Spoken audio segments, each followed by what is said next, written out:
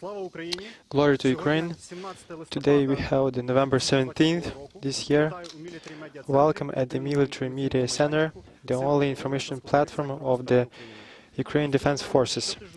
We are about to start our weekly briefing on the operational situation of the Russian-Ukrainian frontline war. Today we'll hear the briefing of Deputy Minister of Defense of Ukraine, Hanna Maliar, Deputy Head of the Main Operations Directorate of the General Staff of the Armed Forces of Ukraine, Brigadier General Oleksii Hromov, Head of the Service of the Implementation Planning Department of the National Guard of Ukraine, Colonel Oleksandr Mudrenko, as well as Head of the Organizational and Analytical Support of the National Police of Ukraine, Police General of the Third Rank, Oleksii Serhieiev. Please welcome Hanna Maliar.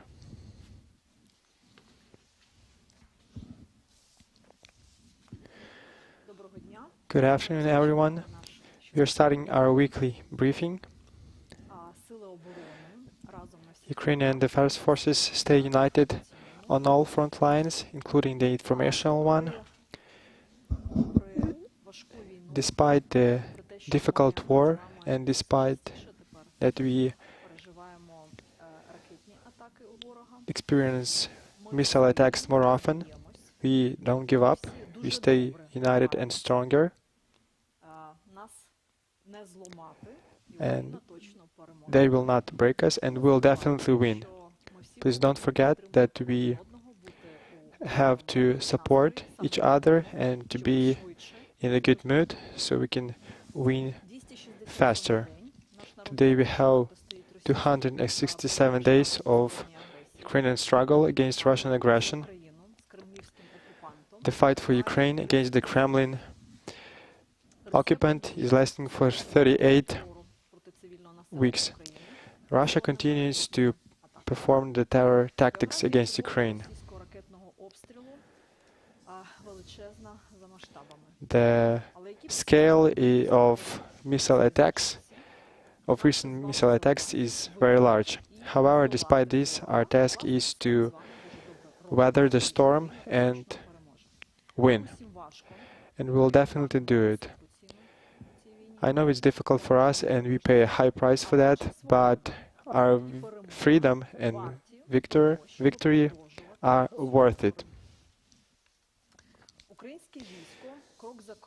Ukrainian forces liberate the occupied territory step by step. However, at the same time, we still have hostilities, and the ground zero of these hostilities is Zaporizhia, where our forces are deterring the enemy with the braveness. Our forces destroy the enemy Russian invaders, and we stay united with them, and we are getting closer step by step for our victory. Our successes and victories are also possible thanks to our people in the rear, and our people are strong enough so we can resist the enemy as well as on the occupied territories. And we also have our victories now, and our bravery impress. And the liberation of Kherson proved how important the support of our people is. I want to address those Ukrainians who are on the occupied territories. Remember everyone, and we will definitely come back with the victory. There more information about the operational situation on the front lines of Russian-Ukrainian war you will hear from the representative of the General Staff. Amid these events, I want to remind you one more time about the information hygiene. I want to say that on this war you cannot rush for hotline events.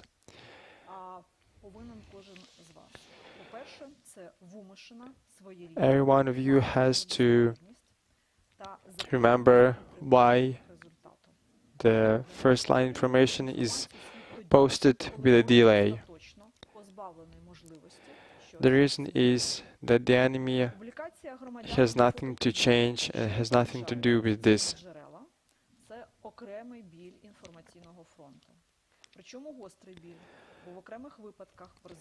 I want to say that in some cases the violation of the informational hygiene can result in irreparable losses. And it's not very difficult to refrain from posting the actions and results of some operations or how the enemy go, how they move and fight. At the same time, I want to say thank you to those who didn't start and didn't try to outwit and outrun the general staff and post information on the liberation and other actions of the enemy. You are cool, and in this way you help the armed forces of Ukraine. Now about our achievements on the informational and international front line. Yesterday we had the Ramstein 7 meeting, and Ukrainian Minister of Defense Oleksii and his counterparts discussed the issues of supply and provision of air defense and other assets to Ukraine. The number one priority is the protection of our sky. We work closely on the integrated and full-scale protection system. We're also preparing for the winter period on the battlefield. I want to remind you that we have this briefing once a week, and we talk about the issues and the other things about the previous week. The general situation on the south and in Ukraine remained difficult. Especially on the south, the enemy performed redeployment of troops and withdrew to the left bank of the Dnipro River. And additional information about this you will hear from the representative of the General Staff. At the same time, at the temporarily occupied territories, we see the degrading social-political situation and creation of epidemiological situation. The occupants disrupted the operation of all social services, forcibly mobilized workers and employees of social networks, and also looted the weapons and other civilian equipment from local utility enterprises. In the majority of the occupied settlements, we face the problems with waste disposal. Waste are not being removed.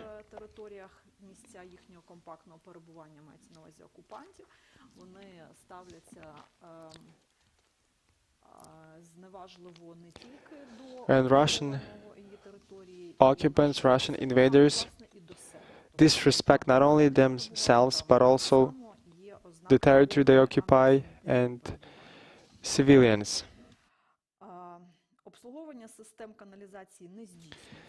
The sewage systems are not being maintained, which leads to critical pollution of the environment. At the same time, amid the successful counterattacks of the Ukrainian defense forces, we see the increase of panic moods and the significant decrease of morale of the enemy. Among the occupants themselves, we see the massive alcohol misuse. As a result, the number of cases, which includes non-combat losses, has been increased. The Russian command tries to prohibit the sale of alcohol and hold these servicemen and impose the criminal responsibility. We have also seen some cases where Russian forces try to torture themselves, and it states and proves that their morale is low and they have to surrender. However, they cannot flee because the territory is already occupied. We also discussed the issues of provision of weapons and ammunition, including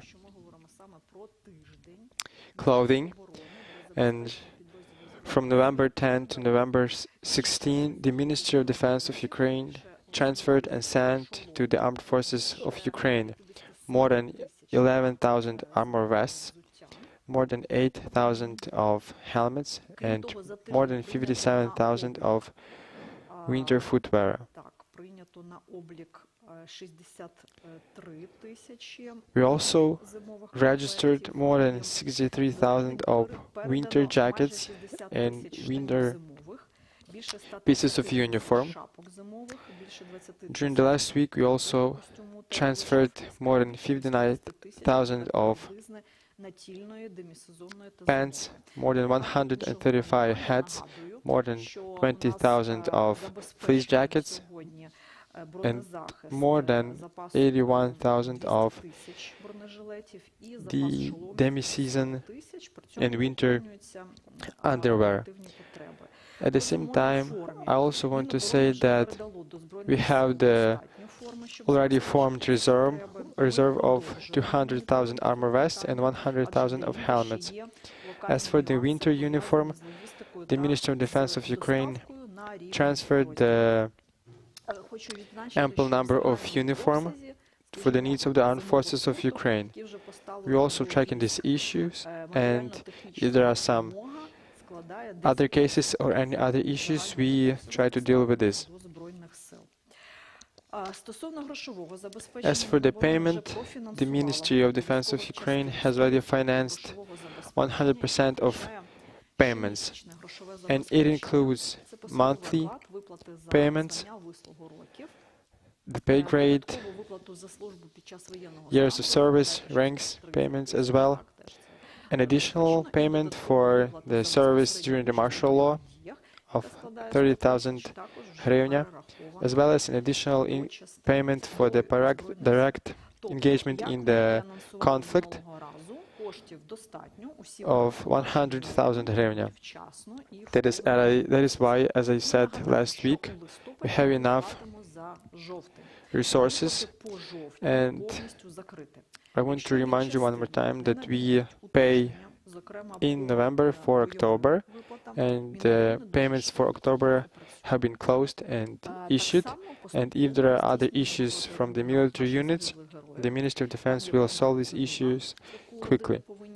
At the same time, we also perform payments to the relatives and dependents of perished heroes, and we have the certain procedure.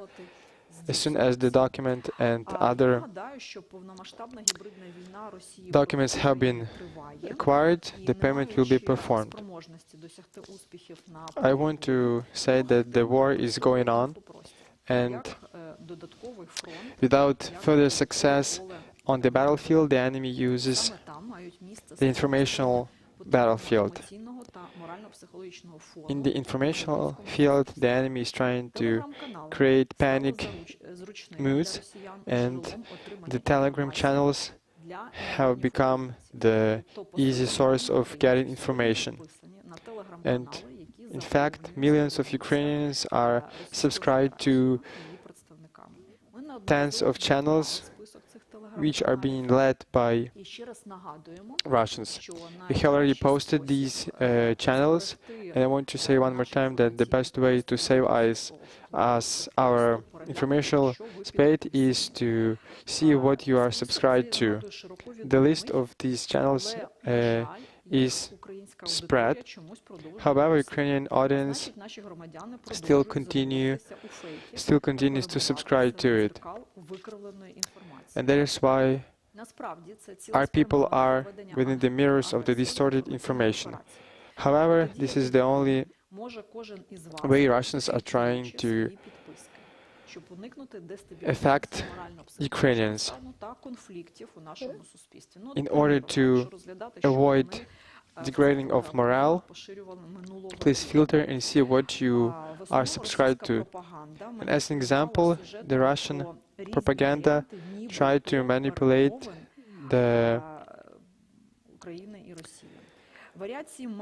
different messages of negotiations between Ukraine and Russia. For example, they stated that there were some agreements achieved during between Ukraine and the United States of how to withdraw Ukrainian forces from Kherson. In this way, Russian forces and Russian propaganda tries to distort and information and degrade our level of awareness. That is why I want to call you on using and checking information from the official sources. Thank you. Thank you, Hanna Maliar. Now, please welcome the representative of the General Staff, Brigadier General Oleksii Hromov.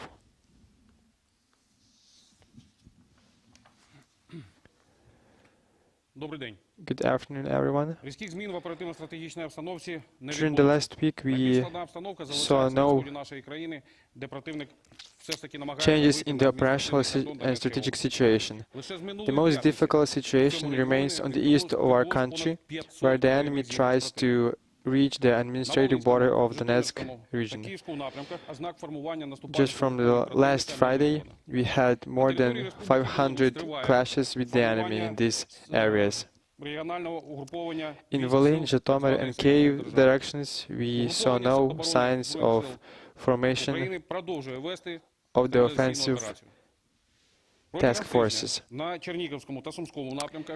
the territory of the Republic of Belarus, the enemy continued to perform measures on formation the regional task force from Russia and Belarus. Ukrainian defense forces continued to perform stabilization operation and measures. During the last week, in Chernihiv and Sumy direction, the enemy performed 41 fire attacks of our units and civilian infrastructure installation in the vicinity of 3 settlements in Chernihiv and 17 settlements in Sumy region, as well as one aviation strike in Slavgorod. On the east of our country, the enemy continued to perform offensive and assault actions and inflicted missiles and aviation strikes, as well as artillery shelling of our troops along the whole contact line. In Kharkiv and Kupiansk direction, the enemy performed offensive and assault actions in the vicinity of Mesyutivka, Novoselivske, Stelmachivka, Mesozharivka, however, had no success. The enemy also engaged by missiles the civilian infrastructure installation, as well as our troops' positions in the vicinity of 8 settlements. In Liman direction, the enemy continued to perform offensive and assault actions in Torsky, Bilogorivka and Spirne, however, with no success. The enemy also engaged by missiles civilian infrastructure installations in the vicinity of Serhieiev and other aviation strikes on our positions in the vicinity of 5 settlements. In Bakhmut direction, the enemy performed offensive and assault actions in order to push back and push out our forces from the occupied positions in the vicinity of Bilogorivka, Yakovlivka, Soledar, Bakhmutske, Bakhmut, Opetne, Zelenopilya, Ozaryanivka and Mayorsk. The enemy also engaged by missiles and aviation in the vicinity of Soledar, Bakhmutske, Klishchiivka, Mayorsk and New York. In Avdiivka and Novopavlovsk direction, the enemy performed offensive and assault actions in the vicinity of Krasnogorivka, Vesele, Avdiivka, Opetne, Vodene, Prvomaiske, Nebelske, Mariinka and Novomikhailivka. In Zaporizhzhia direction, the enemy performed offensive and assault actions in the vicinity of Vremenivka. However, with no success. Then we also engaged by missile the civilian infrastructure installation in the vicinity of Zaporizhia and aviation strikes in the vicinity of Shturbake, Komishulacha and Magdalenka. In Tabriz direction, the enemy performed 28 missiles and 8 aviation attacks on the vicinity of 13 settlements. The enemy, during our offensive actions, Ukrainian forces reached the left bank of the river of Dnipro and liberated of up to 5,580 square kilometers and liberated 189 settlements. The enemy, on November 11, the enemy performed 148 missile attacks, including 111 attacks on the civilian infrastructure. The enemy also launched 26 kamikaze drones on our positions and civilian infrastructure installations. Our aviation and air defense forces destroyed up to 95 air targets. We are doing our job. Please believe in us, and we will win. Thank you. We thank the representative of the General Staff of the Armed Forces of Ukraine, Oleksii Hromov, and now please welcome the representative of the National Guard of Ukraine, Colonel Oleksandr Mudrenko.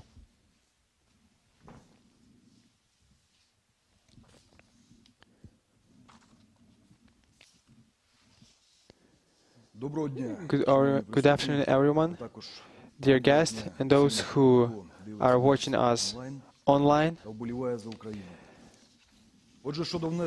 I will brief you on the contribution of the National Guard of the Armed Forces of Ukraine as of November 17.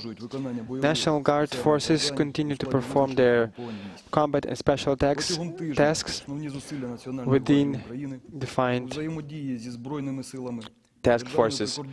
During the last week, the main efforts of the National Guard of Ukraine, alongside with the Armed Forces, State Border Guard Service, National Police and other defense forces, were concentrated on the participation in offensive actions and to liberate Mykolaiv and Kherson regions. These efforts were also aimed at defensive actions in the vicinity of Kupiansk, Slovyansk, Siversk, Avdiivka, Novopavlivsk and Zaporizhia direction,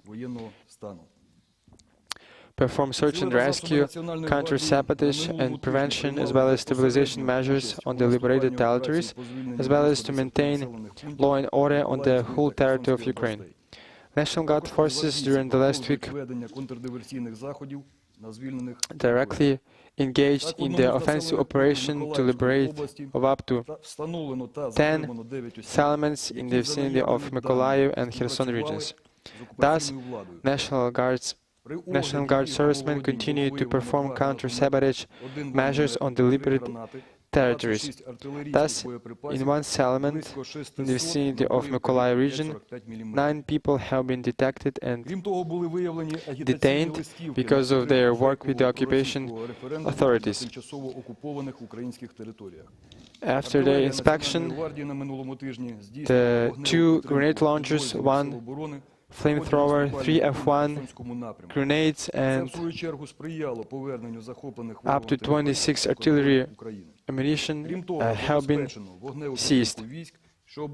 National Guard artillery during the last week performed fire support of our forces during the offensive actions in Kherson direction. This, for the main part, promoted the liberation of occupied territories of Ukraine. In addition, the artillery fire support have been provided to our units in Kharkiv, Bakhmut and Zaporizhia direction. Overall, during the last week, artillery units performed 150 fire tasks on enemy engagement.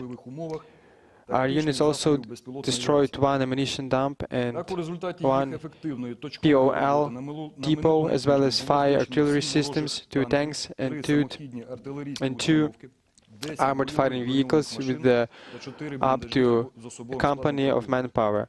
The National Guard reconnaissance units performed the detection of 316 targets. The air reconnaissance performed their actions and proved the good usage of UAVs. As a result of their effective work, 7 tanks, 3 artillery systems, 10 fighting vehicles, as well as 4 dugouts with the enemy have been detected. Our special purpose units perform their tasks not less effectively as well. National Guard special purpose units detected and destroyed of up to 40 enemy personnel, 3 tanks, 9 fighting vehicles, and 3 other vehicles with the ammunitions. Our snipers also perform and act effectively on the battlefield. At the same time, the enemy continues to concentrate their main efforts to advance in Slovyansk, Siversk and Donetsk direction. Thus, the mercenaries of the Russian private military companies try to assault and breach our positions on the eastern outskirts of Bakhmut, however, with no success. The National Guard aviation performed 14 combat flights to engage the enemy and other Russian occupation forces positions. 9 aeromedical evacuations have been performed. National Guard engineer units continue to perform measures on the increase of mine obstacles and other systems. They also perform installation and establishment of obstacles and as well as including on the nuclear power plants of Ukraine. Engineer units also perform demining of terrain. In general, 29 demining groups have been engaged in detection and neutralization of 60 explosive devices. Almost 9 hectares of terrain and 15 kilometers of routes have been inspected. National Guard units also perform tasks to maintain law and order on the liberated territories. Thus, National Guard servicemen perform their tasks within the 19 regions of Ukraine on 179 checkpoints, including 379 dismount and mount patrols. We engage almost 6,000 servicemen. During the last week, National Guard detained 1,369 people. National Guard units and servicemen are always vigilant when on duty and on patrol. Thus, on November 13, the servicemen of the Brigade, named after Major General Oleksandr detained the citizen of Ukraine on one of the checkpoints. After detection and detention, this person have been the AK rifle, grenade, 30 rounds have been seized after detention of this citizen. National Guard units and servicemen always work and hone their skills on how to perform medical treatment and medical assistance. This is very important, and National Guard does everything possible to bring our defenders back from the Russian captivity. An important aspect of this work is the communication with relatives and dependents of the prisoners. This week, at the military POL, the military POW coordination headquarters, we had a meeting with the relatives of National Guard servicemen who defended the city of Mariupol. During the During this meeting, we answered the questions of relatives and dependents. And we always remind that in order to improve this process, we create the special call centers of the National Guard Directorate. We also call on relatives to contact National Guard hotline and do not spread the information to unauthorized persons. Glory to Ukraine.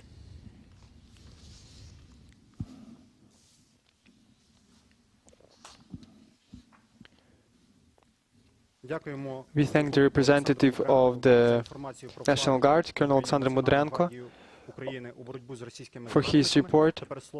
And now please welcome third-rank Police General Oleksii Serhieiev, National Police. Good afternoon, everyone. The terrorist state continues to threaten Ukrainians and trying to win, especially with the use of missile attacks. However, the only response of Ukraine to these actions are our success on the battlefield and thousands of liberated territories. During the last 2 weeks, almost 100 villages and settlements, including the city of Kherson, have been brought under control of Ukraine.